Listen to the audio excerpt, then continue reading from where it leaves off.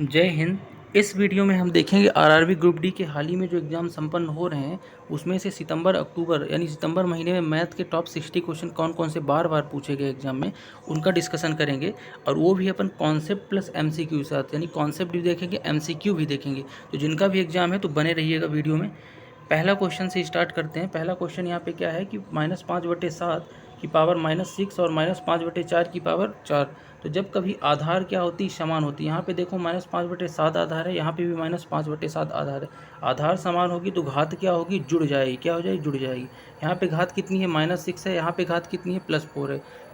जोड़ दोगे तो -2 आएगा। यानी कि अब डायरेक्ट आप क्या बोल सकते हो, क्या है, -5/7 की पावर -2। अब इसको -2 चिन्ह अगर हटाना है तो कैसे हटाओगे, इसको हटाने के लिए क्या करोगे, इसको पलट दोगे। तो जब पलट दोगे तो 7/-5 की पावर हो जाएगा 2। अब इसको सॉल्व करोगे, 7 की पावर 2 होता है 49 और 5 की पावर 25, यानी 49/25 राइट आंसर हो जाएगा। ठीक है, नेक्स्ट क्वेश्चन देख लेते हैं। नेक्स्ट क्वेश्चन बोल रहा है कि एक आयत की चौड़ाई, एक आयत का परिमाप जो है 64 सेंटीमीटर है, चौड़ाई लंबाई की 4 गुना है। यानी कि आप बोल सकते हो कि जो विड्थ है चौड़ाई लंबाई की 4 गुना है ना, चौड़ाई लंबाई की 4 गुना है। यानी कि जो विड्थ हो जाएगी वो क्या हो जाएगी, 4L हो जाएगी। क्या हो जाएगी, 4L। नहीं, लंबाई चौड़ाई की 4 गुना होना चाहिए। क्वेश्चन यहाँ पे थोड़ा सा कन्फ्यूजिंग है, लंबाई चौड़ाई की 4 गुना होनी चाहिए। ठीक है, तो सबसे पहले अपन सिंपल तरीके से देखेंगे। परिमाप क्या होता है आयत का, वो होता है 2 गुणे लंबाई प्लस चौड़ाई, लेंथ इनटू विड्थ। जो दिया है कितना, 64। ठीक है, अब उसके बाद कह रहा है कि लंबाई चौड़ाई कर लेना। तो 4 गुना है तो 2 इंटू, मैं लंबाई को भी 4 गुना चौड़ाई का बना दूँ तो 4 भी हो जाएगा अगर बी है तो, और प्लस बी बराबर 64 आ जाएगा।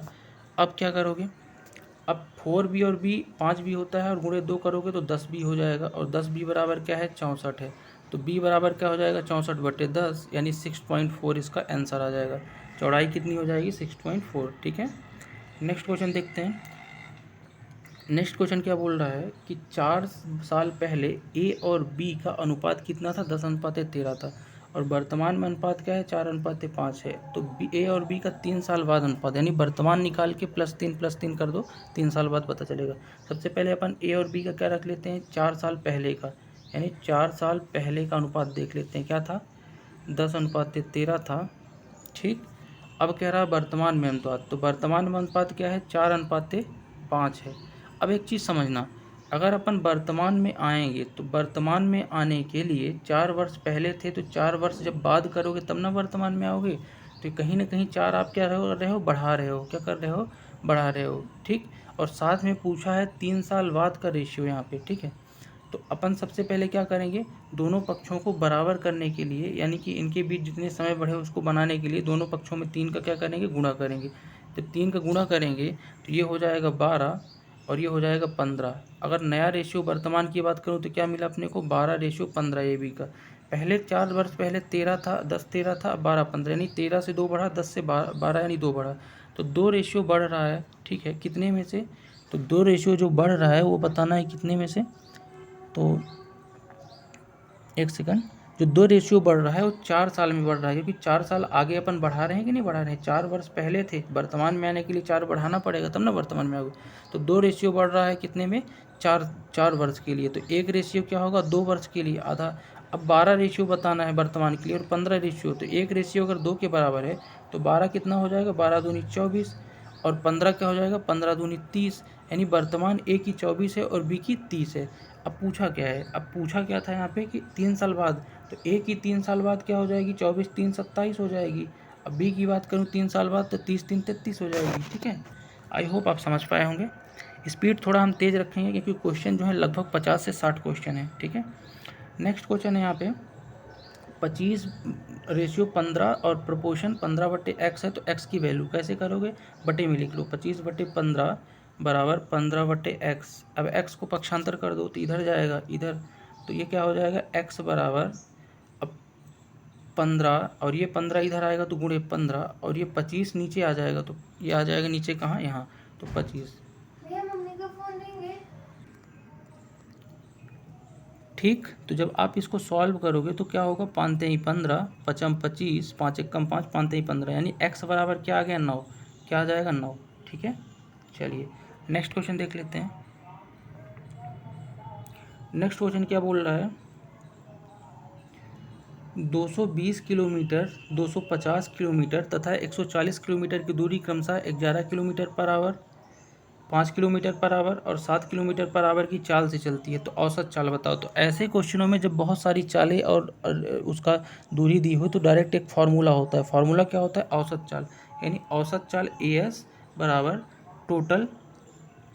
टोटल क्या, डिस्टेंस यानी TD upon total time, TT total time, यानी औसत चाल बराबर क्या हो जाएगा, total distance upon total time. अब यहाँ पे देखो टोटल डिस्टेंस सबको जोड़ लो, 220 प्लस 250 और 140 जोड़ोगे तो कितना आएगा, 2 2 4 1 500 और 50 20 70 और 610, कितना आ जाएगा 610 किलोमीटर, सबको जोड़ दिया मैंने। और टोटल टाइम कैसे निकालेंगे, पर्टिकुलर एक दूरी को लेके उससे अपन क्या करेंगे, उसके स्पीड से वो करेंगे। आपको पता है टाइम बराबर क्या होता है, डिस्टेंस अपॉन स्पीड। तो एक एक करके सबका दूरी निकाल लेंगे। तो पहले वाले से निकालेंगे तो 220 और 11 किलोमीटर पर आवर था, तो 220/11 करोगे तो क्या आएगा, 20 आएगा। क्या आएगा, 20, यानी 20 घंटे लग रहे हैं। ठीक है, इसी तरह से अगले वाले का भी निकाल लोगे तो 250/5 करोगे तो कितना आएगा, 50 आएगा। ठीक है, घंटे। अब अगले वाले का समय निकालोगे तो इसी तरह करोगे तो 140/7 करोगे तो 20 आएगा। क्या आएगा, 20। तो इसको भी प्लस कर दो, 20। ठीक है, अब इन सबको क्या करोगे, जोड़ दोगे। 610 तो है डिस्टेंस औसत चाल के लिए, इनको जोड़ोगे 50 20 70 20 90, तो 610/90 यानी 61/9 आएगा कटने के बाद। और इसको आप पॉइंट में भी लिख सकते हो। तो औसत चाल क्या आ गई, 61/9। ठीक है, नेक्स्ट क्वेश्चन देखते हैं। नेक्स्ट क्वेश्चन है कि 15,000 की बिक्री पर 15,000 का 1/4 लाभ होता है, तो लाभ परसेंट बताना है। तो सबसे पहले अपन 15,000 का 1/4 पता करने का मतलब डायरेक्ट ये कह सकते हैं कि 1/4 को अगर परसेंट बदलेंगे तो परसेंट के लिए क्या करते हैं, गुणे 100 करते हैं, आपको पता होना चाहिए। तो ये हो जाएगा 25, तो 25%, यानी कि ये बात क्या कह रहा है कि 15,000 का 25%, कहीं ना कहीं 1/4 की बात। तो अगर 15,000 का 25% लाभ हो रहा तो लाभ परसेंट बताना है। ठीक है, तो डायरेक्ट बता सकते हो कि लाभ कितना हुआ, 25%, कितने की बिक्री पे, 15,000 की बिक्री पे। लेकिन अपन को लाभ और हानि किस पे होता है, CP यानी क्रय मूल्य पे होता है। और ये दिया क्या है, SP दिया है। तो सबसे पहले क्रय मूल्य निकालेंगे। तो कैसे निकालेंगे, समझो। लाभ 25% का हो रहा, लेकिन लाभ 25% का जो हो रहा तो 15,000 की वैल्यू पे ही हो रहा। और 15,000 का 25% कितना होता है, 1500, 15 दूनी 3,000 और 3,000 और 7, यानी कि आपका कितना हो जाएगा, 3750, यानी लाभ 3750 का हो रहा है। ठीक है, चलो इसी से समझ लेते हैं 1/4 के हिसाब से, तो ज़्यादा इजी रहेगा। देखो क्या कह रहा है कि 15,000 का 1/4 भाग लाभ हो रहा, तो 15,000 का 1/4 निकाल लो। 15,000 गुणे 1/4 करोगे, 4 एकम 4, 4 तेईं 12 और 4 सत्ते 28 और 4 पंचे 20 और 0, तो 3750 आ गया। यानी आपका प्रॉफिट कितना हो रहा है, 3750 रुपये का। लेकिन ये जो प्रॉफिट हो रहा ना, ये क्रय मूल्य पे होगा। दिया क्या है, SP यानी विक्रय मूल्य दिया है। तो क्रय मूल्य कैसे निकालेंगे, देखो बहुत सिंपल है। अब समझो, लाभ हो रहा है आपको कितने का, 3750 का। कितने का लाभ हो रहा है, 3750 का। तो प्रॉफिट परसेंट के लिए जो फार्मूला होता है जब सेलिंग प्राइस दी रहती है, क्या फार्मूला होता है, प्रॉफिट बट्टे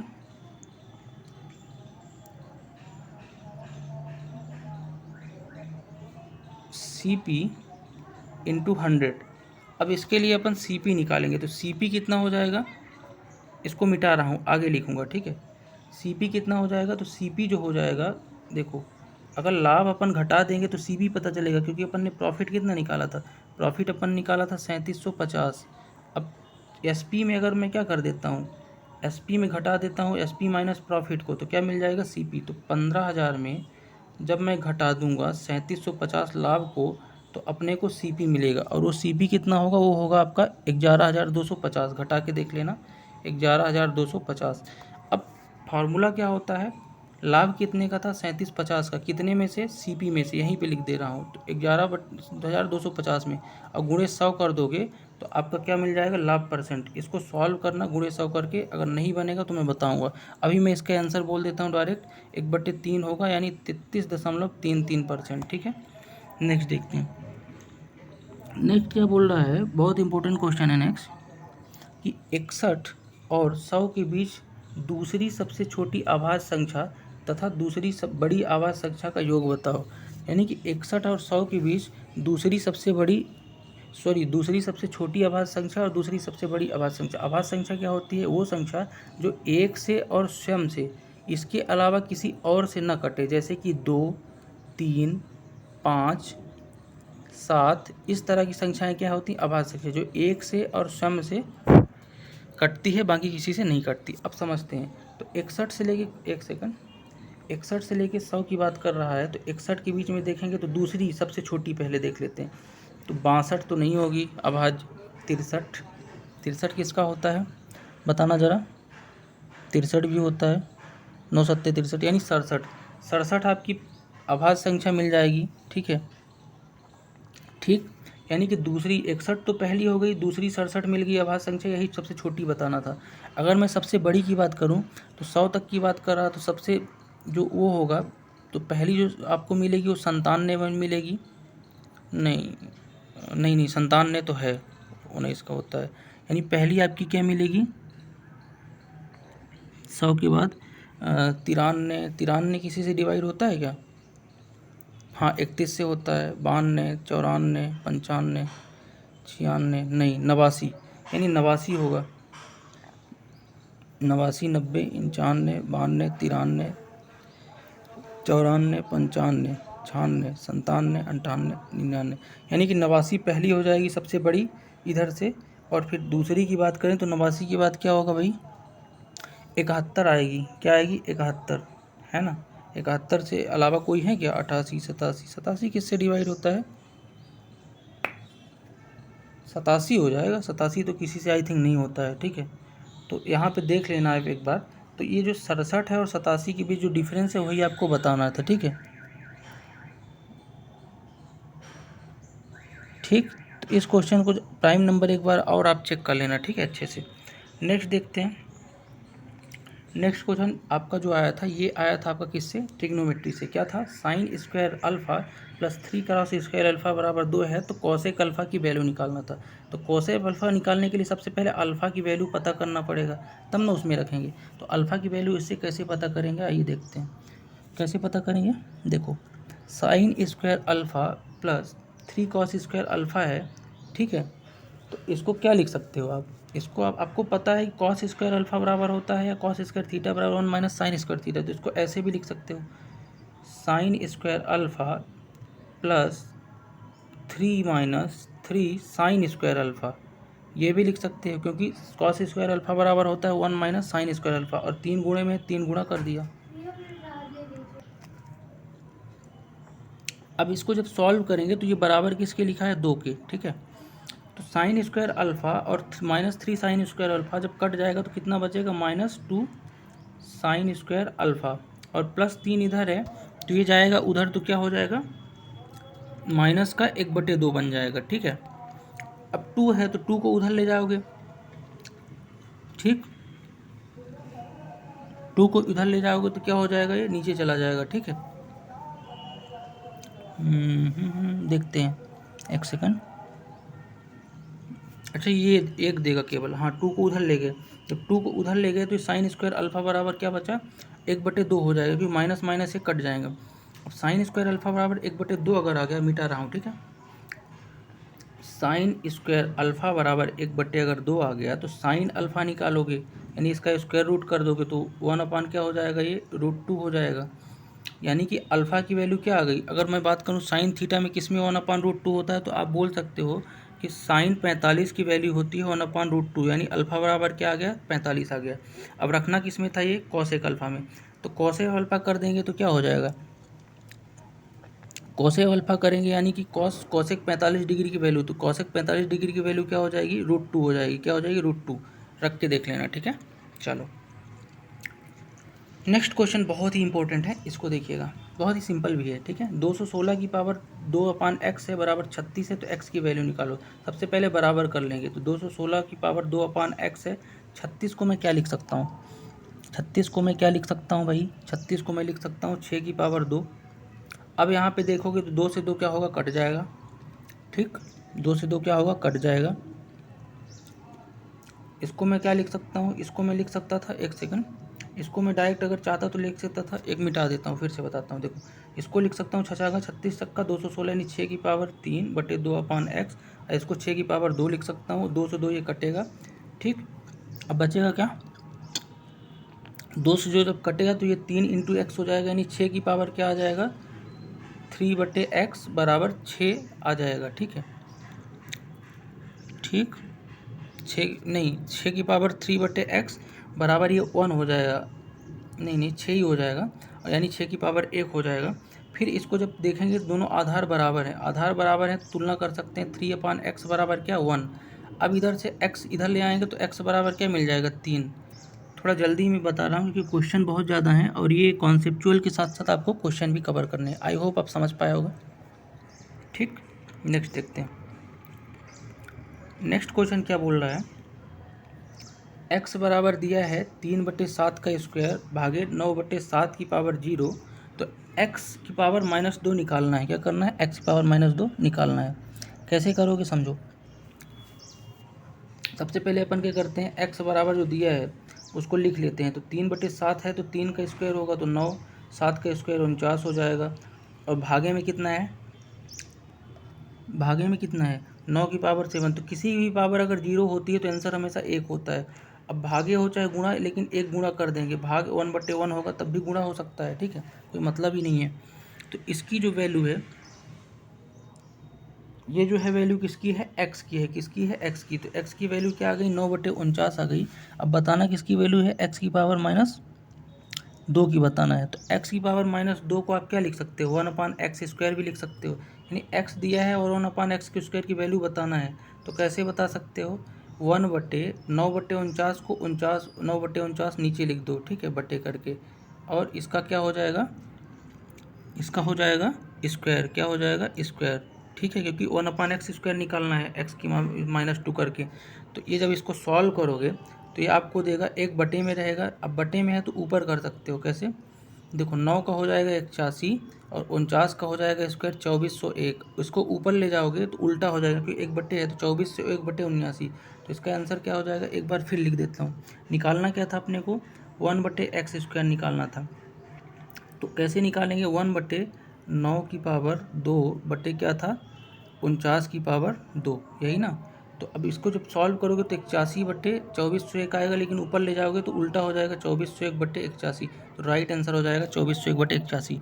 नेक्स्ट देखते हैं, नेक्स्ट बहुत ही इंपॉर्टेंट है, टाइम एंड वर्क से क्वेश्चन पूछे जा रहे हैं, ढंग से देखिएगा।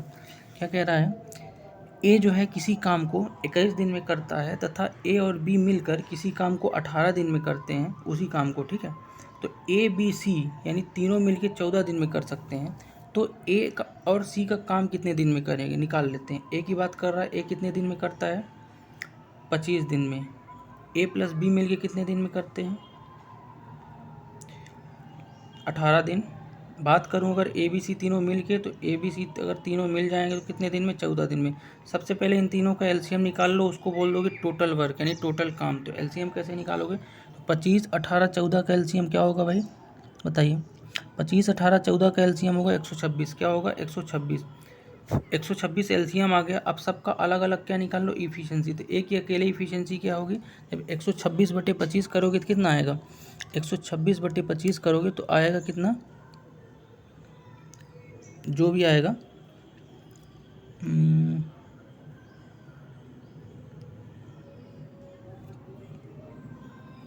वहाँ पे कोई वैल्यू गलत लिख लिया हूँ क्या, ए का 21 दिन होगा, ये क्या होगा 21 दिन होगा, ठीक है। तो ए की इफिशियंसी जब निकालोगे तो 126/21 करोगे तो 6 आएगा। अकेले ए की एक दिन की कार्य करने की क्षमता 6 है। इसी तरह ए प्लस बी का साथ में निकालोगे तो 126/18 करोगे तो 8 आ जाएगा। ए बी सी तीनों का करोगे तो कितना आएगा, 126/14 करोगे तो कितना आएगा, ये आएगा 9 यूनिट। यानी कि आप बोल सकते हो, पूछा क्या है ए और सी का, तो ए का तो अपने को दिया है, ठीक है, यहाँ पे। अब सी का निकालना है तो ए और सी के क्या निकालना है, एक दिन का काम करने की क्षमता, और सी का 3 दिन का क्या दिया है, ए बी सी तीनों को मिला के 9 यूनिट। तो अब ए प्लस बी भी दिया है, तो ए प्लस बी अगर इससे घटा दें तो अपने को सी का मिल जाएगा, और सी का कितना मिलेगा, अगर ए बी सी तीनों का मिलकर 9 यूनिट है तो ए प्लस बी का 8 यूनिट है, तो घटा देंगे तो इसमें एक ही जुड़ा होगा तब ना 9 हुआ होगा। तो सी का क्या है, सी की एक दिन की कार्य की क्षमता क्या है, सी की एक दिन की कार्य की क्षमता क्या है, सी की एक दिन की कार्य की क्षमता जो है वो है आपकी 1 यूनिट, और जब इसको जोड़ोगे ए और प्लस सी को तो क्या आ जाएगा आपका, ए और सी ही पूछ रहा था ना काम के, हाँ।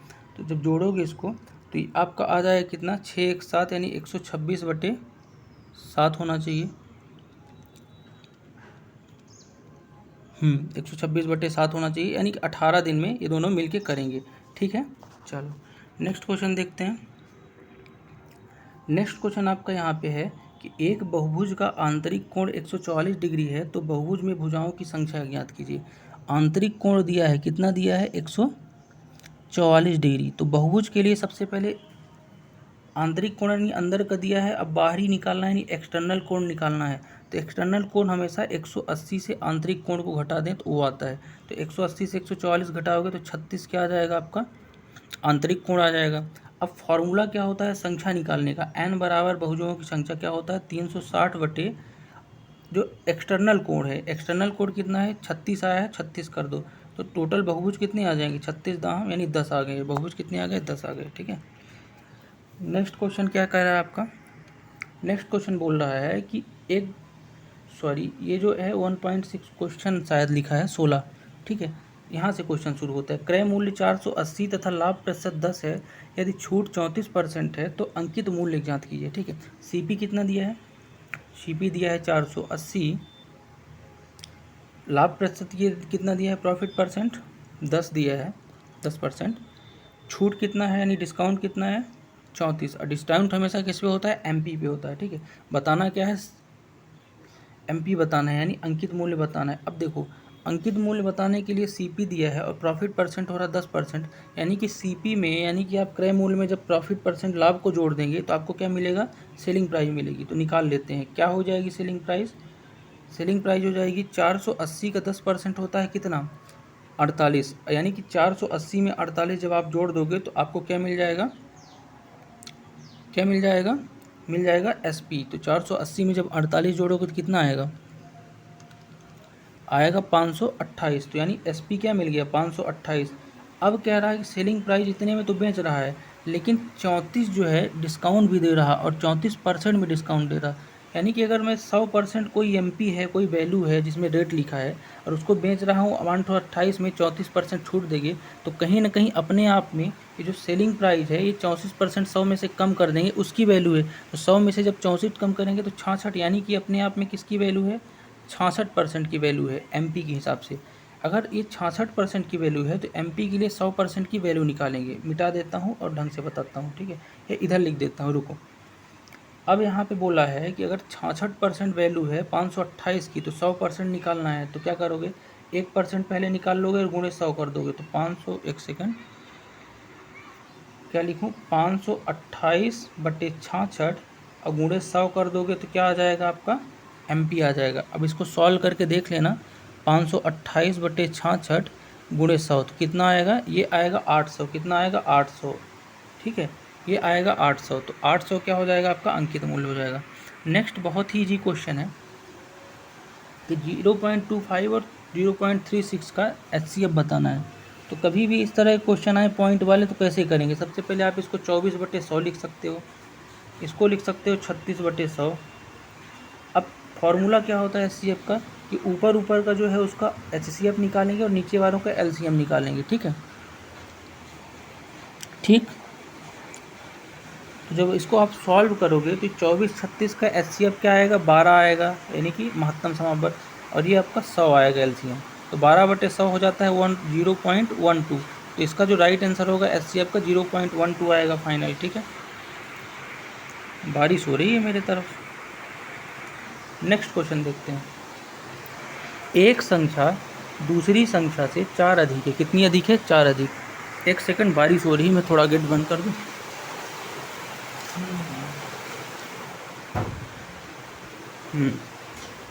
क्या कह रहा है कि एक संख्या दूसरी संख्या से कितना है, 14 अधिक है और उनका अनुपात 7:5 है, तो संख्याएं क्या होंगी। सबसे पहले अनुपात को पकड़ते हैं। अनुपात क्या हो जाएगा, 7x और 5x, इन संख्याओं का, पहली और दूसरी संख्या का। कह रहा है कि एक संख्या जो है दूसरे से कितनी बड़ी है, दूसरे से जो बड़ी है कितनी बड़ी है, 14 बड़ी है। यानी 7x और 5x के बीच डिफरेंस कितने का है, 2x का है। और उसी 2x की वैल्यू कितनी है, 14 है। और बताना क्या है, संख्याएं। तो 2x अगर 14 है तो x क्या हो जाएगा, 14/2 यानी 7।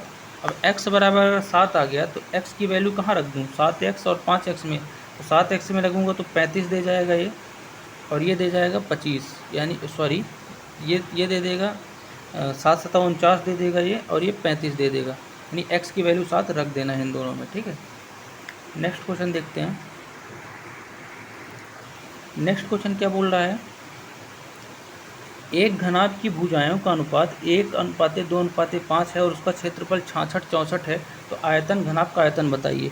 बहुत ही इंपॉर्टेंट क्वेश्चन है, बार बार इस तरह के क्वेश्चन पूछे जा रहे हैं, ठीक है। तो यहाँ पे घनाभ का भुजाओं का अनुपात दिया है, क्षेत्रफल दिया है और आयतन बताने को बोला है, ठीक है।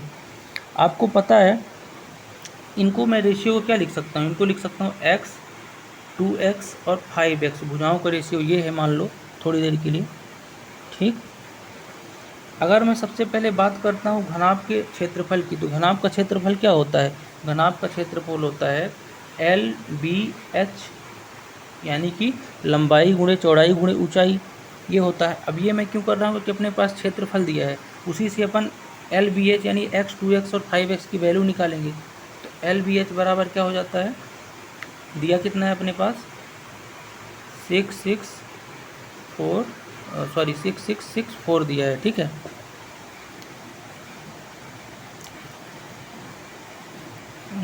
एक सेकंड, इसको ऐसे नहीं करेंगे, सबसे पहले इसके जो क्षेत्रफल दिया है ना, तो इसको एक सेकंड, घनाभ के क्षेत्रफल का जो फार्मूला होगा वो क्या होगा, घनाभ के क्षेत्रफल का फार्मूला जो हो जाएगा वो क्या हो जाएगा, 2 × LB प्लस, यानी length into width plus width into height plus height into length, ये हो जाएगा इसका फार्मूला, ठीक है, याद रखना। तो इस फार्मूले के हिसाब से इसलिए करेंगे क्योंकि यहाँ से अपन 1 2x और 5x यानी तीनों भुजाओं की मान पहले निकालेंगे, और उन मान को क्या कर देंगे, जो फार्मूला होता है आयतन LBH उस पर रख देंगे तीनों भुजाओं को, तो आंसर आ जाएगा। तो सबसे पहले अपन LBH को निकाल लेते हैं। तो LBH निकालने के लिए ये जो है किसके बराबर है, इसका आंसर दिया है 6 6 6 यानी 66 64, ठीक है। अब यहाँ पे रख देंगे। अब इसको मैंने क्या माना था, x 2x और 5x इनको। तो अब जब करेंगे तो 2 × L कितना था, यानी पहली वाली भुजा लंबाई चौड़ाई ऊंचाई में x थी, तो x और दूसरी 2x, तो 2x² हो जाएगा, ठीक। उसके बाद अगर मैं BH की बात करूँ तो B कितना है 2x है, और H कितना है 5x, तो 5 दूनी 10x² हो जाएगा। इसी तरह से अगर मैं बात करता हूँ HL की, तो H कितना है 5x और L कितना है 1x, यानी 5x² हो जाएगा, ठीक है। तो इन सबको जब आप जोड़ दोगे, एक सेकंड, इन सबको जब आप जोड़ दोगे तो ये 10 5 15 2 17 दूनी 34x² हो जाएगा, कितना 34x² गुणा होके। और 34x² जो है ये किसके बराबर है, ये है जो आपका क्षेत्रफल दिया हुआ है, कितना दिया है 66 64। अब x² निकालने के लिए 34 को इधर क्या कर देंगे, डिवाइड कर देंगे, तो x² आ जाएगा। जब करेंगे 34 को डिवाइड इससे 66 64/34, तो ये 196 देगा, क्या देगा 196। और x निकालने के लिए 196, अगर x² बराबर आ गया 196, x² बराबर कितना आया, x² बराबर कितना आया 196 आया। तो x बराबर क्या हो जाएगा 14 हो जाएगा, रूट कर देंगे इसका, तो ठीक है। अब x बराबर अगर 14 आया, और ये वैल्यू क्या थी लंबाई चौड़ाई ऊंचाई की, x 2x और 5x, यानी इस x की वैल्यू पुट कर देंगे इसमें, तो आपकी लंबाई क्या मिल जाएगी, लंबाई मिल जाएगी आपको, यानी x है यानी 14 ही, विड्थ क्या मिल जाएगी 14 दूनी 28 2x है, और हाइट क्या मिल जाएगी 14 पंचे 70। ये तीनों दे दिया, LBH आपको पता चल गया। अब घनाभ का आयतन क्या होता है, घनाभ का आयतन होता है LBH, L × B × H। अब इन तीनों को इंटू कर दोगे तो घनाभ का आयतन मिल जाएगा, और आपको खुद करना है। अब मैं इसका आंसर ज़रूर आपको बता देता हूँ, ठीक है। 14 × 28 × अगर 70 करेंगे तो ये आएगा आपका 27 440, क्या आएगा 27 440, ठीक है। करके देख लेना। आई होप आप समझ पा रहे हो, समय के अभाव के कारण हम जल्दी जल्दी क्वेश्चनों कर रहे हैं, ठीक है। नेक्स्ट है कि 5 साल पहले A और B का अनुपात जो है आएगा 4:5 था, तथा 2 साल बाद अनुपात क्या हो जाता है 5:6। तो A और B की वर्तमान आयु बताना है, समझना इस क्वेश्चन को। कह रहा है कि 5 साल पहले जो अनुपात था क्या था इनका बीच का, 4:5 था। ठीक, अब कह रहा है कि 2 वर्ष बाद, यानी 5 साल के बाद 2 वर्ष बाद अगर अपन आएंगे बाद में, तो आप सोचो कि 5 साल पहले थे तो पहले वर्तमान में आएंगे, फिर 2 वर्ष बाद, यानी बढ़ा कितना, 7 साल बढ़ गया अपने आप में। तो उसका रेशियो क्या दे दिया, 5:6 ठीक दिया हुआ है। अब एक चीज़ देखो, 4 से 5 बढ़ रहा, 5 से 6 बढ़ रहा, यानी बढ़ कितना रहा, 1 बढ़ रहा, लेकिन कितने में, 5 वर्ष पहले था। अब यहाँ 2 वर्ष बाद यानी 7 साल कहीं ना कहीं बढ़ गया, तो 1 की वैल्यू क्या हो जाएगी, 7। अब 1 की वैल्यू 7 है, तो वर्तमान आपको बताना है, तो वर्तमान आप कैसे बताओगे, क्योंकि ये जो ऊपर वाला आयु है वो किसका है, ए और बी की आयु है। ठीक है, तो ऊपर वाले में अगर इन वैल्यूओं को रख दोगे तो ये हो जाएगा आपका 7 चौको 28, और ये हो जाएगा आपका 7 पना 35, रेशियो 35, यानी दोनों की रेशियो 28 और 35 आया। और ये किसका है, 5 साल पहले का। अब वर्तमान पूछ रहा है, यानी कि 5 का दोनों में जोड़ दोगे, तो 5 जोड़ोगे तो क्या हो जाएगा, देखो क्या आ गया अपना, 28 और 35 आपका आ गया था, और 5 साल पहले का था ये, यानी 5 साल बाद वर्तमान होगा, तो 28 5 33 हो जाएगा, ये प्लस 5 जोड़ेंगे और इसमें प्लस 5 जोड़ेंगे तो 40 हो जाएगा। तो ये इसका राइट आंसर हो जाएगा। ठीक है, नेक्स्ट क्वेश्चन देखेंगे कि ए किसी काम को 12 दिन में, बी उसी काम को 14 दिन में, और ए और मी दो मिल के अगर करते हैं तो 3 दिन बाद बी काम छोड़ देता है। रिपीट करता हूँ क्वेश्चन फिर से, ए किसी काम को 12 दिन में करता है, बी उसी काम को 14 दिन में, और ए और बी दोनों मिलकर काम शुरू करते हैं, लेकिन 3 दिन बाद बी काम छोड़ देता है, तो ए को काम ख़त्म करने में कितना समय लगेगा, शेष काम। देखो ए की जो 1 दिन का काम, मतलब ए जो है 12 दिन में कर सकता है, और बी जो है कितने दिन में कर सकता है, 14 दिन में। दोनों का एलसीएम निकालोगे टोटल वर्क आएगा, एलसीएम निकालो 12 14 क्या होगा, एलसीएम क्या हो जाएगा 12 14 का, बताइए। 12 14 का एलसीएम हो जाएगा 84, क्या हो जाएगा 84। ठीक है, अब एक काम करते हैं, ए की इफिशियंसी निकालेंगे, 84/12 करेंगे तो ए की इफिशियंसी आ जाएगी, बी की यानी 84/14 करेंगे 6 आ जाएगी। ए और बी की इफिशियंसी पता चल गई। अब क्वेश्चन बोल रहा है कि दोनों काम तो शुरू करते हैं, लेकिन 3 दिन बाद बी काम छोड़ देता है, तो 3 दिन ए और बी दोनों मिल के करेंगे, और दोनों को मिला दोगे 13 यूनिट आएगा। 13 यूनिट काम एक दिन में दोनों मिल करते हैं, और 3 दिन दोनों मिल के किए, तो 39 यूनिट कर गए। 39 करने के बाद बी छोड़ देता है, फिर बाकी कौन करता है, ए अकेला अपने 6 यूनिट के हिसाब से करता है। तो 84 में से अपन क्या करेंगे, 39 को घटा देंगे, तो बाकी शेष काम बच जाएगा। तो 84 में से जब आप 39 को घटाओगे तो कितना बचेगा, 45। कितना बचेगा, 45, यानी 45 यूनिट काम बचा है, और उसको कौन करेगा अकेले, ए करेगा। कौन करेगा, ए। तो ए की यूनिट क्या है, एफिशिएंसी 7 है, तो क्या कर दोगे आप, देखो 45 यूनिट काम बचा है, और ए की एफिशिएंसी कितनी थी, 7 थी एक दिन की, 7 कर दोगे तो 45/7 कर दोगे तो आपका आंसर आ जाएगा। ठीक है, नेक्स्ट क्वेश्चन देखते हैं। नेक्स्ट क्वेश्चन क्या बोल रहा है, एक मूल जो है 4 + √3, ये इस तरह से लिखा था, सॉरी 4 + √3 लिखा था, क्या लिखा था, 4 + √3। तो समीकरण बताना है आपको। तो अगर पहला मूल 4 + √3 है तो याद रखना हमेशा दूसरा मूल क्या होगा, माइनस में होगा, 4 - √3।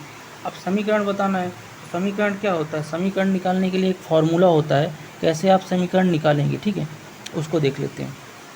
उससे पहले अपन एक चीज़ देख लेते हैं कि 4 + √3 है और 4 - √3 है।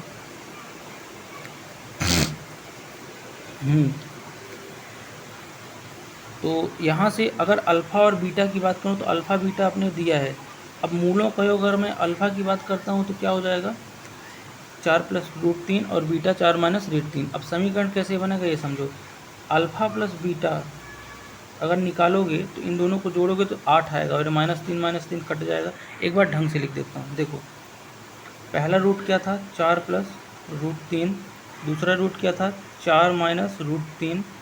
अब फार्मूला क्या है अपना, फार्मूला होता है x² माइनस मूलों का योग, यानी अल्फ़ा प्लस बीटा का योग into x minus alpha into beta. अब अल्फ़ा प्लस बीटा की वैल्यू यहाँ से क्या मिलेगी, अगर अपने पास अल्फ़ा ये है और बीटा ये है, अल्फ़ा प्लस बीटा करोगे, x² लिख देता हूँ, लेकिन अल्फ़ा प्लस बीटा करोगे तो -3 से -3 कट जाएगा, 4 4 8 x आ जाएगा। ठीक है, अल्फ़ा इंटू बीटा करोगे तो क्या हो जाएगा, 4 चौको 16 जुड़ेगा, और ये √3 3 हो जाएगा, यानी 13 आ जाएगा। ठीक है, बराबर 0, यानी आपका समीकरण क्या बना, x² - 8x + 13 बन गया। राइट आंसर यही होगा। ठीक है, नेक्स्ट क्वेश्चन देखते हैं। नेक्स्ट क्वेश्चन बोल रहा है कि यदि अंकित मूल्य 5,000 रुपये है तो वस्तु को 2 क्रमागत छूट 10% और 8% पे बेचा जाता है, तो कुल कितनी छूट होगी। तो कुल छूट मूल्य में बताना है। इसके लिए मैं समतुल्य छूट परसेंट में निकाल लूँ। समतुल्य छूट परसेंट में कैसे समझो, मान लो 100% है, 100% में सबसे पहले अपन ने 10% छूट दे दिया। अब 10 दे दिया तो बचा कितना, 90% बचा। अब 90% का 8% और देना है। क्या करना है, 8% और देना है। तो 90 का 8% कितना होता है, 1.2 होता है। कितना होता है, 1.2 निकाल लेना, 1.2। यानी कि 10 पहले दे दिया था और 1.2 अब और दे दिया है, तो दोनों को अगर जोड़ोगे तो कितना दे दिया है, 90 का जो है 8% कितना होगा, 1 सेकंड, 90 का 1% 9 होता है, 9 अठे 72, 9 अठे 72, सॉरी 7.2 हो जाएगा। कितना हो जाएगा 90 का 8%, 7, यानी कि 10 और 7.2 जब जोड़ोगे 17.5, यानी कि टोटल छूट आपको क्या मिल गई, 17.5 मिल गई। समतुल्य छूट क्या मिल गई, 17.5। अब कह रहा है कि अंकित मूल्य 5,000 है और वस्तु की जो छूट है ये है, तो अब छूट को क्या बदल दो, आप पैसे में बदल दो। तो 50,000, इकाई दहाई सैकड़ा, हज़ार, 10,000, 50,000 का 17.5% बटे 100, ये कर दोगे तो आपका आंसर आ जाएगा। तो जब करोगे तो कितना आएगा भाई, बताओ करके। आप लोग इसको सॉल्व करना खुद से, ठीक है। सॉल्व करना, नहीं बनेगा तो मैं बताऊंगा। इसका आंसर आप लोग ज़रूर बताना, ठीक है। नेक्स्ट क्वेश्चन है कि 18,000 रुपयों पर 3.5% की चक्रवृद्धि ब्याज की दर से 3 वर्ष का चक्रवृद्धि ब्याज बताओ। अब ये सीआई की बात कर रहा है, ठीक है। किसकी बात कर रहा है, सीआई की। तो कैसे निकालोगे, समझो। पी दिया है कितना, 18,000। तो सीआई निकालने के तीनों वर्षों के लिए क्या करोगे, इस तरह पहले बना लो, 1 2 3, 3 वर्ष। सबसे पहले 3.5 कितना होता है 18,000 का, तो वो निकालो पहले साल में। 18,000 का 3.5% ये होता है 630 रुपये। निकाल लेना आप खुद से, क्या होता है 630 रुपये पहले साल। यानी पहले साल का ब्याज कितना आ गया, 630। अगले साल का ब्याज भी अगले साल के लिए क्या करोगे, सबसे पहले 18,000 का 3.5% निकालोगे। फिर उसके बाद पहले साल का भी 3.5% निकालोगे। तो पहले साल का यहाँ पे 3.5% क्या हो जाएगा, तो 630 का 3.5%। तो 630 का जो 3.5% हो जाएगा वो हो जाएगा आपका 22.25। कितना हो जाएगा, 22.25, ठीक है, 25। अब तीसरे साल के लिए क्या करोगे, सबसे पहले 18,000 का 3.5% 630 लिखोगे। फिर पहले साल का 3.5% यानी 630 का 3.5% यानी 22.25 है ना। फिर उसके बाद दूसरे साल का भी आप 3.5% निकालोगे, वो भी आपका क्या आएगा, 22.25। फिर दूसरे साल का ये कुछ बचा हुआ है, इसको भी 3.5% निकालोगे, तो 22.05 का 3.5 पर जो आएगा, और इन सबको जब आप जोड़ दोगे सभी वैल्यूज को, तब आपका आंसर आ जाएगा। क्या आ जाएगा, आंसर, यानी कि टोटल आपका ब्याज आ जाएगा, ठीक है। इसको करने का एक दूसरा तरीका भी है, ठीक, लेकिन ये क्वेश्चन आएगा नहीं पेपर में क्योंकि बहुत कैलकुलेटिव है। इसमें अंक थोड़ा चेंज है, ठीक है, अंक सरल रहेंगे, ठीक है। अगला क्वेश्चन समझते हैं कि दो वाहन 120 किलोमीटर और 130 किलोमीटर की चाल से समान दूरी तय करते हैं, तो औसत चाल बताओ। तो औसत चाल के लिए जो फार्मूला होता है एवरेज के लिए, वो होता है 2x बाई बटे x प्लस बाई, ठीक है। जहाँ पे x क्या होती है, पहली चाल, और बाई दूसरी चाल होती है, ठीक है। रख देते हैं, तो 2 इंटू एक्स इंटू बाई क्या हो जाएगा, एक सेकंड मैं बड़ा लिख देता हूँ, रुको। औसत चाल क्या हो जाएगी, एवरेज स्पीड 2x बाई बटे x प्लस बाई। इसको सॉल्व करोगे तो 2 गुणे 120 गुणे 130 बटे 120 प्लस 130, ये कर दोगे तो आंसर आ जाएगा। अब इसको सॉल्व करोगे तो आपका आंसर मिलेगा। अब कितना आंसर आएगा, आओ देखते हैं। 120 गुणे 130 करेंगे, सबसे पहले अपन नीचे का जोड़ लेते हैं तो सही रहेगा। ये हो जाएगा 240 गुणे 130 और बटे हो जाएगा 130 यानी 250, यानी 0 से 0 कटा, 25 से अगर देखें तो 25 से कम 25, 25 अट्ठे 200, बचा कितना 40, नहीं कटेगा पूरी तरीके से। इसको काट के देख लेना, जो भी आएगा आप कमेंट करना आंसर इसका बताना। समय के अभाव के कारण हम जल्दी जल्दी आगे बढ़ रहे हैं, ठीक है। क्वेश्चंस बहुत हैं अभी, जिनका भी एग्जाम है उनको ज़्यादा से ज़्यादा क्वेश्चन कवर करने हैं, ठीक है। 3 sine square alpha plus 7 cos square alpha बराबर 6 है, तो वैल्यू ऑफ अल्फ़ा की फाइंड करना है। कैसे फाइंड करोगे इसको, वैल्यू आपको बताना है, ठीक है। इसको फाइंड करने के लिए सबसे पहले देखोगे कि जो कॉस स्क्वायर अल्फ़ा है उसको क्या लिख सकते हो, 1 माइनस साइन स्क्वायर अल्फ़ा भी लिख सकते हो कि नहीं लिख सकते हो, तो लिख देता हूँ। तो ये क्या हो जाएगा, ये हो जाएगा 3 साइन स्क्वायर अल्फ़ा, और ये हो जाएगा प्लस 7 गुणा भी है तो प्लस 7 माइनस माइनस एक second plus 7 minus 7 sine square alpha बराबर 6। 7 का गुणा दोनों में होगा। अब देखो 7 साइन स्क्वायर अल्फ़ा है और 3, तो 3 में अगर चले गए तो माइनस का कितने साइन स्क्वायर अल्फ़ा बचा, 4 साइन स्क्वायर अल्फ़ा बचा, और ये जो प्लस 7 है इधर जाएगा तो माइनस हो जाएगा, यानी -1 दे जाएगा, यानी 4 साइन स्क्वायर अल्फ़ा बराबर -1 आ गया। क्या आ गया, क्या आ गया यहाँ पे, 4 साइन स्क्वायर अल्फ़ा माइनस का बराबर -1, तो माइनस माइनस प्लस हो जाएगा, और साइन स्क्वायर अल्फ़ा बराबर क्या हो जाएगा, 1/4। अब साइन अल्फ़ा बराबर क्या हो जाएगा, स्क्वायर रूट कर देंगे तो ये हो जाएगा 1/2। अब आपको पता है कि साइन अल्फ़ा में 1/2 वैल्यू साइन थीटा में किसकी होती है, तो 1/2 होती है 30 डिग्री, तो अल्फ़ा की वैल्यू क्या आ गई, 30 डिग्री आ गई। आई होप आप समझ पा रहे होगे, स्पीड थोड़ा ज़्यादा करनी पड़ रही है, ठीक है। नेक्स्ट क्वेश्चन है, क्या कह रहा है नेक्स्ट क्वेश्चन, ए जो है किसी काम को 12 दिन में करता है, बी उसी काम को 8 दिन में करता है, सी उसी काम को 18 दिन में करता है, तीनों मिलके कितने दिन में करेंगे।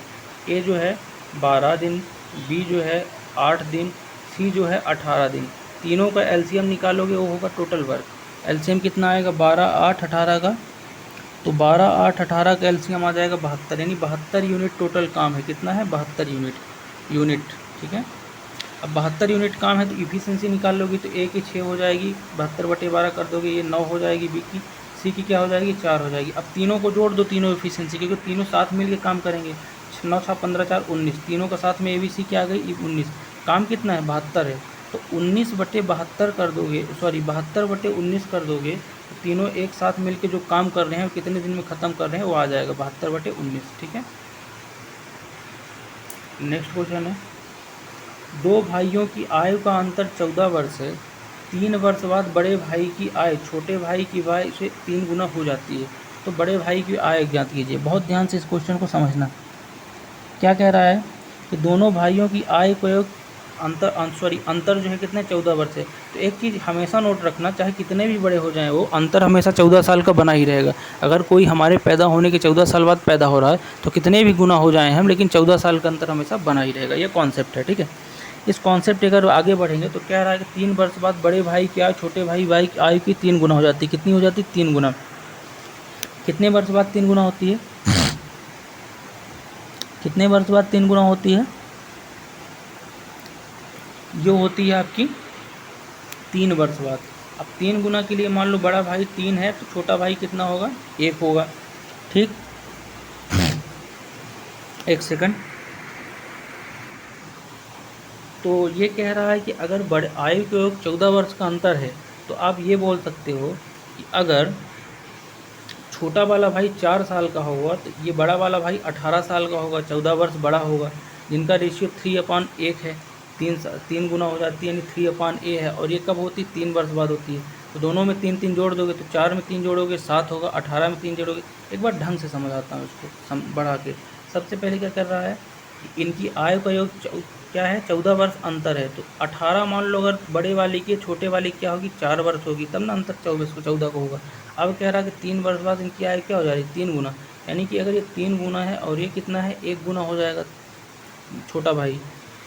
अब एक चीज़ देखोगे तो 3 वर्ष बाद के लिए इसमें क्या करोगे, अगर अब वर्तमान में 4 साल का है, 3 वर्ष बाद ये कितना हो जाएगा, 7 साल का हो जाएगा, और ये कितने साल का हो जाएगा, 18 3 21 साल का हो जाएगा बड़ा वाला, ठीक। अब उसके बाद कह रहा है कि बड़े भाई की आय ज्ञात करो, तो बड़े भाई की आय कितनी हो गई, सीधी सी बात दिख रही है कि 21 हो गई, और छोटे वाले भाई की 7 हो गई, ठीक है।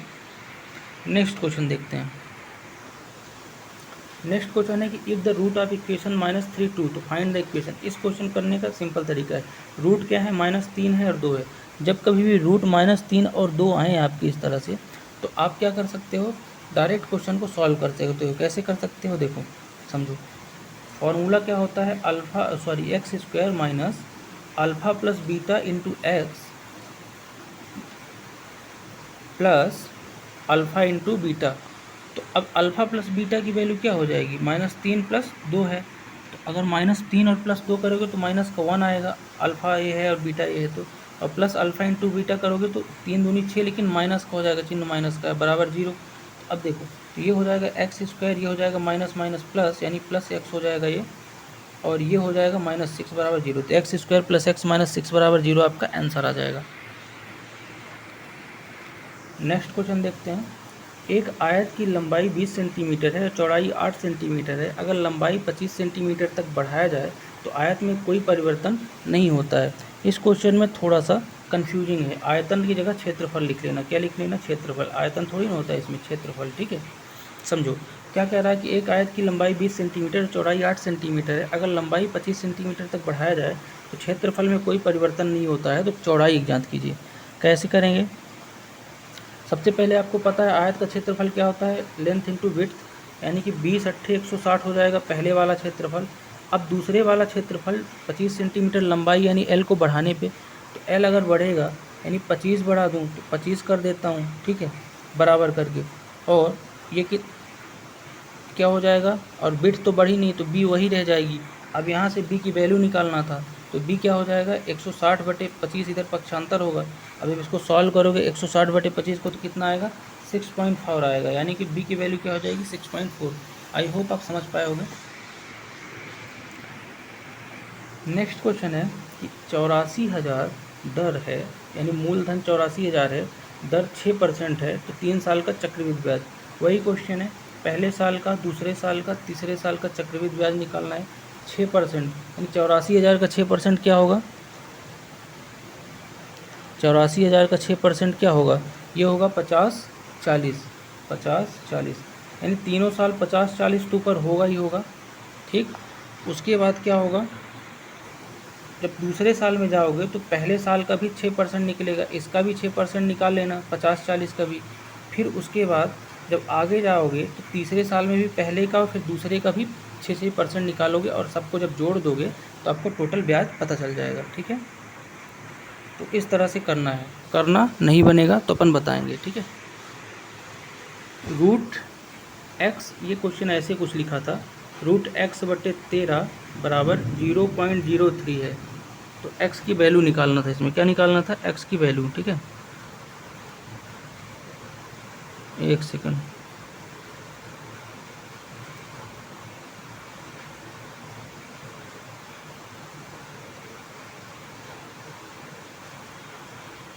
x की वैल्यू निकालना है। तो कैसे करोगे इसको, ये रूट जो है सब में मत लगाना, ये रूट केवल ऊपर बस है। ठीक है, एक सेकंड, कुछ इस तरह से लिखा है, रूट x/13 बराबर 0.03। ठीक है, जब रूट x करोगे तो 13 को उधर ले जाओगे, पक्षांतर करोगे तो क्या हो जाएगा, इंटू होगा तो 0.39 हो जाएगा। क्या हो जाएगा, 39। अब x निकालना है तो दोनों पक्षों का स्क्वायर कर दोगे, तो ये x, रूट x का स्क्वायर करोगे तो x आएगा, और इसको जब रूट 0.39 का स्क्वायर करोगे तो क्या आएगा, 0.1521 आएगा। सॉल्व करके देखना। ठीक है, यानी 0.39 गुणे 0.39 दो बार करना तो यही आएगा। ठीक, नेक्स्ट क्वेश्चन देखते हैं, बहुत ही इंपॉर्टेंट क्वेश्चन है नेक्स्ट क्वेश्चन, जो आरआरबी में हर बार पूछा ही जा रहा है इस तरह क्वेश्चन। क्या लिखा है, 1/x+3 प्लस 1/x+5 बराबर 1/6 है। तो आपको इक्वेशन फाइंड करना है, यानी कि इनको गुणा करके वर्ग समीकरण तो कर लो। तो इन दोनों को प्लस करोगे तो एलसीएम निकालोगे तो क्या होगा, x+5 और x² + 5 होगा। और ऊपर ले जाओगे तो क्या हो जाएगा, ये इधर जाएगा, ये इधर जाएगा, तो x+5 प्लस x+3 बराबर कितना है, 1/6 है। अब इसको मिटा रहा हूँ, आगे बताऊँगा मिटा के। ठीक है, देखो जब इसको सॉल्व करोगे तो नीचे तो आपका क्या आएगा, x+3 और x+5 का गुणा हो जाएगा, तो x² प्लस 3x और प्लस 5x यानी कि 8x और 5×3 = 15 ये आएगा। और ऊपर देखोगे तो ऊपर क्या क्या था, x+3 और x+5 को जोड़ना था, तो 2x+5 बराबर 1/6। जब इसको आप सॉल्व करोगे ना तो आपको क्या मिलेगा, आपको इक्वेशन मिल जाएगा। कैसे करोगे, देखो इसको ऊपर ले जाओगे इस वाले को, और इसको इधर 6 से गुणा करोगे। ठीक, मिटा देता हूँ। तो वो चीज़ें जब किए आप तो 6 से गुणा किस में था, यहाँ नीचे क्या था, x² प्लस 8x प्लस 15 था, और इधर जब 6 का गुणा कर रहे थे तो एक 2x प्लस 8 2x प्लस 8 लिखा था, 8, तो 2x प्लस 8 हो जाएगा, और ये बराबर 1/6। इसको आप सॉल्व करके देखना और यहाँ से ये वैल्यू निकाल के बताना। अगर 1/6 नहीं, 1 बस बचेगा, ठीक है, और ये उधर चला जाएगा। सॉल्व करके देखना। यहाँ पे थोड़ा स्पेस कम होने की वजह से बता नहीं पा रहा हूँ, नहीं बनेगा तो मैं ज़रूर आपको बताऊँगा, एक कमेंट बॉक्स में पिन कर दूँगा, ठीक है। नेक्स्ट देखते हैं, x² प्लस 8x प्लस 15 बराबर 0 है, तो छोटा मूल बताना है। इसमें से जो मूल निकलेंगे उनमें से छोटा मूल बताना है। अब ऐसे क्वेश्चनों को बीच वाला हमेशा पकड़ेंगे, ऐसे क्वेश्चनों में बीच में क्या है, 8x है। अब 8x को कैसे तोड़ें, कि तोड़ने पे प्लस या माइनस करने पे क्या है, 8x ही आए, लेकिन उनको गुणा करो तो 15x² आए। तो कैसे करेंगे, देखो यार, इसको अगर मैं तोड़ देता हूँ माइनस, इसको अगर मैं तोड़ देता हूँ 3x और प्लस 5x में अगर तोड़ देता हूँ, माइनस मत लिखना, तो 5 3 8x होता है, और दोनों का जब गुणा करोगे तो क्या आएगा, 15x आएगा। समझ रहे हो, इस तरह से हमने तोड़ दिया। अब देखो, तोड़ने के बाद जो 3x आया है और 5x आया है, उसमें से 3 ले लो और इसका 5 ले लो, ठीक है। लेने के बाद जो भी है तो उसका चिन्ह हमेशा अपोजिट कर दो। क्या कर दो, अगर प्लस में है माइनस, माइनस में प्लस, तो ये मूल आ गए इसके। क्या आ गए, मूल। अब छोटा इसमें कौन सा है, -3, बड़ा कौन सा है, -5। तो इस तरह से आपको बताना है, ठीक है। नेक्स्ट क्वेश्चन देखते हैं। नेक्स्ट क्वेश्चन क्या बोल रहा है कि दो वस्तुओं का विक्रय मूल्य समान है, तो एक को 8% के लाभ पर बेचा जाता है, दूसरों को 8% की हानि पे, तो कुल प्रतिशत लाभ या हानि बताइए। अब क्वेश्चन की स्पीड हम थोड़ा तेज करेंगे, ठीक है। तो कभी भी अगर विक्रय मूल्य दिया हो और विक्रय मूल्य सामान्य कहे और एक बार लाभ हो और एक बार हानि हो उतने ही परसेंट की, तो डायरेक्ट इसके लिए फार्मूला होता है। ऐसे क्वेश्चनों में हमेशा क्या होती है, हानि होती है, और हानि बराबर फार्मूला क्या होता है, n²/100%, ठीक है। तो n²/100%, ठीक। अब n² क्या है, यहाँ पे n है 8, n हमेशा क्या रखना है, 8, तो 8 का स्क्वायर 64 होगा बटे 100%। अब 64/100 करोगे तो क्या आएगा, 6.64% की हानि। ऐसे क्वेश्चनों में हमेशा क्या होती है, हानि होती है। नेक्स्ट क्वेश्चन देखेंगे। नेक्स्ट क्वेश्चन लिखा हुआ है x माइनस बाई बराबर 18 और x² माइनस बाई स्क्वायर बराबर 360 है। छोटा नंबर, स्मॉलेस्ट नंबर यानी x और y में से कौन सा है, ये आपको बताना है। तो कैसे करोगे इस क्वेश्चन को, देखो समझना। अगर x प्लस बाई बराबर अगर देखा जाए, तो अगर मैं इसको छोटा करूँ इस वाले को, तो आपको पता है कि a² माइनस b² का फार्मूला क्या होता है, a plus B into a minus B, है ना। तो इसको अगर मैं लिखना चाहूँ तो क्या लिख सकता हूँ, x minus by into x plus by भी लिख सकता हूँ, जिसकी वैल्यू क्या है, 360 दी हुई है, ठीक। ये इसलिए कर रहा हूँ कि x माइनस बाई की वैल्यू पता है, तो x माइनस बाई की वैल्यू 18 रख दूँ और x प्लस बाई कर दूँ बराबर 360। अब क्या होगा कि x प्लस बाई बराबर हो जाएगा 360/18, उधर चला जाएगा ये, तो x प्लस बाई की वैल्यू भी पता चल जाएगी। तो इसको सॉल्व करोगे तो x प्लस बाई की वैल्यू क्या आ गई, 20 आ गई, ठीक है। तो जब x प्लस बाई की वैल्यू क्या आ गई, 20 आ गई, क्या आ गई, 20। तो जब x प्लस बाई की वैल्यू 20 आ गई है, तो x बराबर तो निकाल ही सकते हो, बाई बराबर भी निकाल ही सकते हो, क्योंकि आपको यहाँ पे x माइनस बाई की वैल्यू दी हुई है, कितनी दी है, 18। तो इसको जब सॉल्व करोगे, एक बार ढंग से लिख देता हूँ, एक सेकंड। x प्लस बाई की वैल्यू क्या है, 20 है, कितनी है, आई है 20, और x माइनस बाई की वैल्यू हमारे क्वेश्चन में दी हुई है, कितनी दी है, 18। अब 22 से बाई कट जाएगा, अब 2x बचेगा, और ये जोड़ दोगे तो 18 20 क्या हो जाएगा, 38। तो x बराबर क्या आ जाएगा, 19। तो x बराबर 19 है तो बाई बराबर क्या होगा, 1 होगा, तब ना x माइनस बाई करोगे तो 18 आएगा। तो बाई बराबर 1, यानी छोटी वैल्यू क्या है, छोटी वैल्यू क्या है, 1 है, क्या है, एक सेकंड, छोटी वैल्यू 1 है और बड़ी वैल्यू क्या है, 19 है, ठीक है, याद रखना। नेक्स्ट देखते हैं। इसमें से बताना है HCF। तो HCF के लिए क्या होता है, वो बड़ी से बड़ी संख्या जो सभी को काट दे। तो सबसे बड़ा कॉमन फैक्टर इनके बीच क्या है, तो सबसे बड़ा कॉमन फैक्टर बताना है 4 है। 4 से ये भी कटेगा, ये भी कटेगा, ये भी कटेगा, तो HCF क्या है, 4 है, ठीक है। Next question. नेक्स्ट क्वेश्चन है, कोई व्यक्ति अपनी आय में पहले 20% की वृद्धि फिर 8% की कमी करता है, तो कुल कितने परसेंट का परिवर्तन होता है। अब देखो, मान लो किसी की आय 100 रुपये है, लेट्स सपोज, पहले क्या करता है, 20% माइनस कर देता है। जैसे ही 20% माइनस करेगा, 100 का 20% 20 होता है। अब बचा कितना उसके पास, 80। अब क्या कर रहा है कि 8%, सॉरी, पहले वो प्लस करता है, गलत बता दिया। पहले क्या करेगा, प्लस करेगा। देखो पहले 20% प्लस करेगा तो 120 हो जाएगा, ठीक।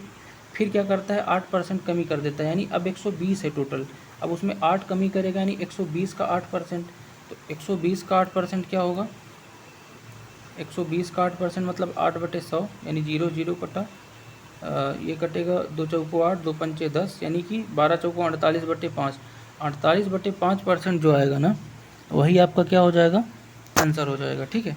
यानी कि टोटल कमी कितनी कर रहा है यहाँ से आप बता पाओगे कैसे। देखो 48/5 जो परसेंट होगा वो 9.6 आएगा, क्या आएगा, 9.6। यानी कि स्टार्टिंग में उसका कितने परसेंट था, स्टार्टिंग में उसके पास 100% था, 9.6 क्या हो गया आपका, उसका बढ़ गया। जब 9.6 बढ़ गया तो 100 से 9.6 बढ़ा, टोटल कितना बढ़ा, तो 9.6% बढ़ा, तो प्रतिशत वृद्धि कितनी हुई, 9.6, ठीक है। नेक्स्ट क्वेश्चन देखते हैं कि किसी बेलन की ऊंचाई 23 सेंटीमीटर है, आधार का परिमाप क्या है, 77 सेंटीमीटर, बेलन का वक्र पृष्ठ। तो बेलन का वक्र पृष्ठ का फॉर्मूला क्या होता है, बेलन के वक्र पृष्ठ का फॉर्मूला क्या होता है, 2πr/h। अब यहाँ पे 2πr/h के लिए आपको परिमाप दिया है ऊंचाई, यानी h की वैल्यू तो दी है। अब निकालना किसकी वैल्यू है, 2πr, तो 2πr भी दिया है परिमाप। तो 2πr एक्चुअल में बेलन कुछ ऐसे होता है, ये तो इसके ये दोनों क्या होते हैं, आधार। तो आधार का परिमाप अगर 2πr है, यानी 2πr की वैल्यू 77 दी है क्वेश्चन में, और h की वैल्यू 23 दी है। तो 77 × 23 दोनों गुणा कर लेंगे तो क्या आ जाएगा, आपका आंसर आ जाएगा, ठीक है ना। चलिए आगे बढ़ें, चलो नेक्स्ट क्वेश्चन देखते हैं। नेक्स्ट क्वेश्चन भी बहुत इंपॉर्टेंट है कि एक पाइप 3 घंटे में टैंक को भर सकती है और दूसरी पाइप 5 घंटे में खाली कर सकती है। अगर दोनों को एक साथ खोल दें तो टैंक कितनी देर में भरेगा। सेम टाइम एंड वर्क वाला क्वेश्चन है। पाइप ए जो है 3 घंटे में भर सकती है, दूसरी पाइप जो बी है 5 घंटे में खोल सकती है। दोनों को एलसीएम यानी टोटल वर्क आ जाएगा 15 यूनिट, 5 ही 15। अब इसका इफिशियंसी क्या आएगा, 5 आएगा, और इसका 3 इफिशियंसी आएगा। अब करना क्या है, दोनों को साथ में खोल देना है। अब साथ में खोलेंगे तो यहाँ पे एक चीज़ समझना कि पहला वाला इफिशियंसी जो है वो तो भर रहा है, लेकिन दूसरा खाली कर रहा है, यानी माइनस करना पड़ेगा। तो 5 में 3 माइनस करेंगे 2, यानी कि जो भराएगी तो पर घंटे 2 यूनिट भराएगी। अब भरना कितना है, 15 यूनिट, तो 15/2 कर देंगे, तो 7.5 घंटे में ये भरा जाएगी, ठीक है। नेक्स्ट क्वेश्चन है, कोई मूलधन 36 महीने, अब एक सेकंड, 36 महीने का मतलब क्या होता है, 3 साल, क्या होता है, 3 ईयर। तो कोई मूलधन 36 महीने में 12.5% की दर से 19,800 हो जाता है, तो मूलधन ज्ञात कीजिए, ठीक है। तो अब एक बात बताओ कि अगर एक साल में 12.5 बढ़ रहा है तो 3 साल में कितना बढ़ेगा, यानी 36 महीने कितना, 12×36 और 5×15, यानी 37.5%, यानी 37.5% बढ़ रहा। अब ये जो वैल्यू है किसकी है, ये वैल्यू है 100% प्लस 37.5% की मिला के वैल्यू कितनी है, 19,800, यानी कि टोटल 137.5% की वैल्यू दी हुई है। अगर 137.5% की वैल्यू दी है, 100% यानी मूलधन निकालना है, तो कैसे निकालोगे समझते हैं। देखो वैल्यू किसकी दी है, 137, यानी कि 19,800 का 137.5 की वैल्यू दी हुई है, और परसेंट के लिए यानी गुणा 100 कर देंगे, 100 की आ जाएगी, यानी इससे 1% निकालेंगे, गुणे 100 कर देंगे, मूलधन पता चल जाएगा। इसको जब सॉल्व करोगे तो आपको मूलधन आएगा, और मूलधन क्या होगा मैं आपको बता देता हूँ, रुको।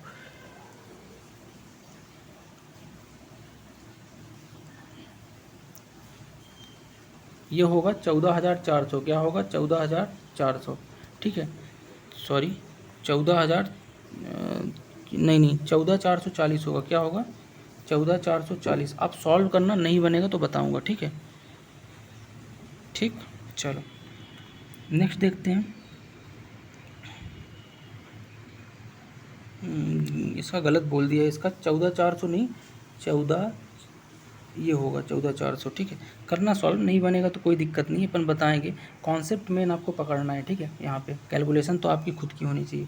अगला क्वेश्चन है रूट वाला है। रूट में किस तरह से क्वेश्चन है समझना, ये कुछ इस तरह से लिखा हुआ है, पूरा इस तरह से क्वेश्चन है, 2187 × 432 बटे 324।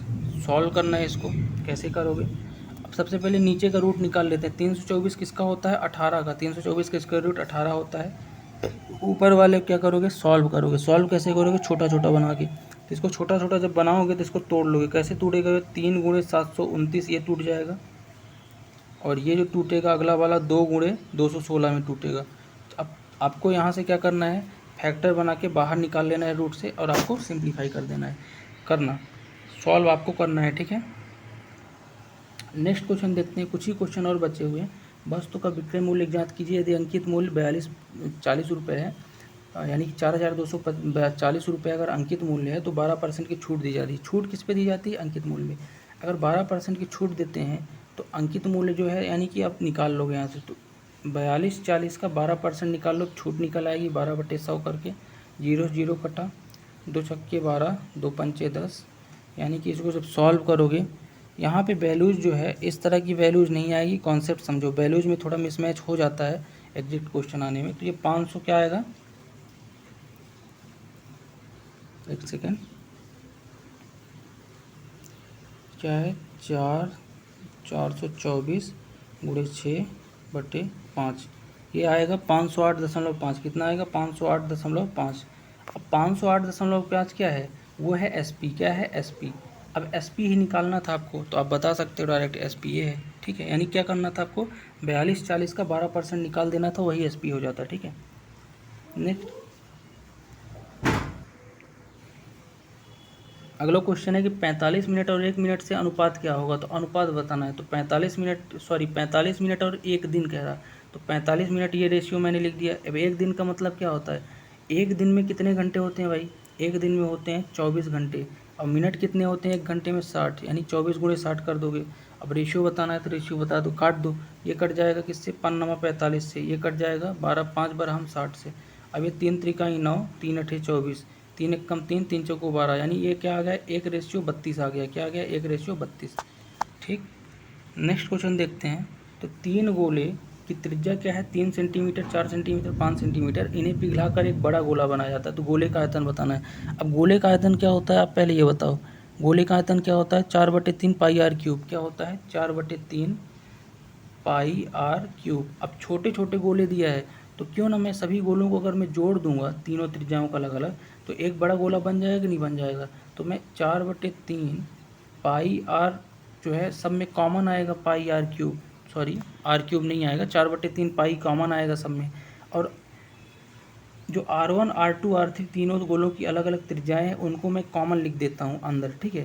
तो कैसे लिखूँगा? तो R1 का क्यूब क्या हो जाएगा? 3 का क्यूब हो जाएगा, 3 त्रिकाई 9 त्रिक 27, 4 का क्यूब हो जाएगा, 4 चौको 16 चौको 64, 5 का क्यूब हो जाएगा 55 25 पंचे 125, इस तरह से कुछ, ठीक है। 125 लिख सकता हूँ डायरेक्ट बड़ा गोला बताने के लिए, क्योंकि 4/3 पाई कॉमन ही रहेगा। अब इसको जब हल करोगे तो इसको जोड़ दो सबको, तो 125 प्लस 64 प्लस 27 जोड़ोगे तो कितना आएगा? 216 आएगा। कितना आएगा? यानी 4/3 पाई गुणे 216। जब इसको सॉल्व करोगे तो ये कट जाएगा, 3 7 21, 3 दूनी 6, यानी 72 गुणे 4 इंटू पाई। पाई की वैल्यू भी निकाल सकते हो अगर चाहो तो, क्वेश्चन के हिसाब से, अगर क्वेश्चन पूछता है निकालने को, तो इसका डायरेक्ट आंसर आएगा 288 पाई। अगर पाई की वैल्यू रखोगे तो 22/7 करके और आसानी से निकाल सकते हो, ठीक है। अगला क्वेश्चन देखते हैं। अगला क्वेश्चन बोल रहा है कि एक लेन देन में विक्रय मूल्य 300 है, 300% की वृद्धि होती है। और ये क्वेश्चन थोड़ा अधूरा रह गया है, ठीक है। इस क्वेश्चन को अपन नहीं देखेंगे, क्वेश्चन अधूरा रह गया है। अगला देखते हैं जो बेलन वाला है। बेलन का आधार का क्षेत्रफल दिया है 3850 सेंटीमीटर। इसकी ऊंचाई त्रिज्या की 3 गुनी है। तो आयतन बताना है, ठीक है। अगर बेलन का आधार दिया है और ऊंचाई त्रिज्या की 3 गुना है, बेलन कैसे होता है पहले ये जानिए। बेलन इस तरह होता है जिसका आधार जो होता है सर्कुलर होते हैं दोनों, जिसकी क्या बताइए, ऊंचाई ये h होती है, और ये r यहाँ से निकलेगा, r यहाँ से निकलेगा, और कह रहा है कि ऊंचाई जो है त्रिज्या की 3 गुना है, यानी h जो है 3r है। क्या है? 3r, 3 गुना। h बराबर क्या है? 3r है, यही कह रहा ना। और आपको यहाँ पे क्या दिया है? आधार का क्षेत्रफल, यानी इसका क्षेत्रफल दिया है। कितना है इसका क्षेत्रफल? अब बेलन का आधार सर्कुलाकार है, यानी पाई आर स्क्वायर होता है वृत्त का क्षेत्रफल, और उसका क्षेत्रफल कितना है? 3850 है। कितना है? 3850 है, ठीक है। और यहाँ पे h बराबर क्या है? 3r बताया। तो यहाँ से सबसे पहले अपन r निकाल लेंगे। तो r जब इसको सॉल्व करोगे 3850 से 22/7 रख के सॉल्व कर लेना, तो इसकी वैल्यू क्या आएगी? r² बराबर आ जाएगी। जब सॉल्व करोगे तो ये उधर जाएगा, यानी 3850, और गुणे 7/22 होगा। ठीक है, यानी कितना आएगा आर स्क्वायर। सॉल्व आपको करना है 12/25। अब इसको क्या करोगे, आर बनाओगे यानी स्क्वायर रूट कर दोगे इसका। तो 12/25 का स्क्वायर रूट कितना होता है, 35 होता है। 35 यानी आर कितना आ गया, 35। अब क्या बोल रहा है समझना, आर आ गया अपने पास, आर कितना आया, आर आ गया 35। अब क्या बोल रहा था कि ऊंचाई जो है 3r है, तो 35 गुणे 3 कर देंगे। तो 35 त्याई क्या हो जाएगा, 3 त्याई 90, 5 त्याई 15 यानी 105। तो 105 क्या आ गया, एच आ गया। अब बताना क्या है, बेलन का आयतन बताना है। तो बेलन का आयतन क्या होता है, बेलन का आयतन का फॉर्मूला क्या होता है, बेलन के आयतन का फॉर्मूला क्या होता है, बेलन के आयतन का फॉर्मूला होता है पाई आर स्क्वायर एच, है ना। इसमें इस वैल्यू को पुट कर देंगे। अब देखो पाई की जगह 22/7 यानी पाई आर स्क्वायर की डायरेक्ट वैल्यू ही दी है, क्यों रखें, ये दी है ना 3850, डायरेक्ट 3850 लिख देता हूँ। गुणे एच कितना है, 105 है। तो 3850 गुणे एच करोगे यानी 105, तो इसका आंसर आ जाएगा, क्या आ जाएगा, आंसर। और आंसर कितना आएगा आपको खुद बताना है, मैं बता देता हूँ यहाँ पे आंसर क्या आएगा, एक बार रुको। 3850 गुणे 105 जब करोगे तो आंसर आएगा आपका बहुत लंबा, 40, 42, 50 करके। तो इन क्वेश्चनों में क्या है कि वैल्यूज़ थोड़ा मिसमैच हो गई हैं, लेकिन कॉन्सेप्ट पे आपको मेन ध्यान रखना है। और ये था आज का हमारा पूरा वीडियो सेगमेंट। और आप लोगों को जिनका भी एग्ज़ाम है उनको बेस्ट विशेष दे रहा हूँ। और ऊपर वाले से मैं आशा करता हूँ कि आप सबका एग्ज़ाम क्लियर हो। और हाँ, अगर आपको ये मेरे वीडियो इन्फॉर्मेटिव लगी हो तो आप हमारे चैनल को सब्सक्राइब कर सकते हैं। चलिए मिलते हैं नेक्स्ट वीडियो में, तब तक के लिए जय हिंद।